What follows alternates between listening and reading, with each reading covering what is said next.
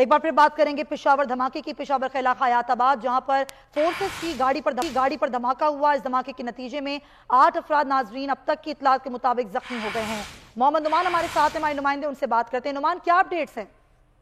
जी बिल्कुल, बहुत ही इंतहाई अफसोसनाक वाक़या पेश आया है। ये बिल्कुल हैदराबाद फेज 6 और फेज 7 का सेंट्रल पॉइंट है।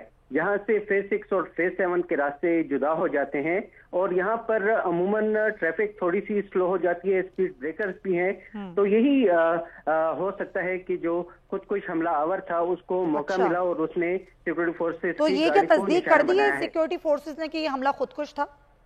जी, अभी तक जो भी इतलात आ रही है, हमारी पुलिस जराये से बात हुई है, मुख्तलिफ जराये से बात हो रही है, तो उनका यही कहना है कि इब्तिदाई तौर पर ऐसा ही लग रहा है कि ये धमाका खुदकुश था और ज्यादातर कंफर्मेशन इसी हवाले से की जा रही है। ताहम अभी तक पुलिस की जानिब से हतमी ऐलान तो नहीं किया गया, लेकिन जो सूरत हाल वहां पर देखी जा रही है, जो जराये बता रहे हैं, उनके मुताबिक ये खुदकुश हमला ही नजर आ रहा है। और ये भी इतलात हमें मिली है कि जो खुदकुश हमलावर था वो एक आल्टो गाड़ी में सवार था और उसने इस सिक्योरिटी फोर्सेस की गाड़ी को निशाना बनाया है। करीब ही रेस्टोरेंट्स भी हैं जहां पर लोग अमूमन रिफ्रेशमेंट के लिए जाते हैं, वक्त गुजारते हैं। तो यहाँ पर जो सूरत हाल हमें दिखाई दे रही है कि करीब के रेस्टोरेंट्स के जो अमला है वो भी वहां पर मौजूद दिखाई दे रहा है मुख्तलिफ वीडियोस में। और इसमें सिक्योरिटी फोर्सेस के एहलकार भी दिखाई दे रहे हैं जो कि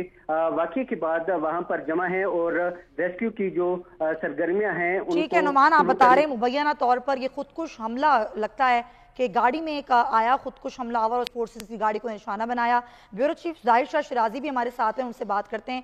जाहिर शाह शिराजी, बताइएगा आपके पास क्या मालूमात हैं? क्या ये वाकई तौर बताया जा रहा है मुबैना तौर पर खुदकुश हमला था जो कि सिक्योरिटी फोर्सेस निशाना थी? बिल्कुल, एफसी कैंप है यहाँ से कुछ ही फासले पर और रूटीन में जो फ्रंटियर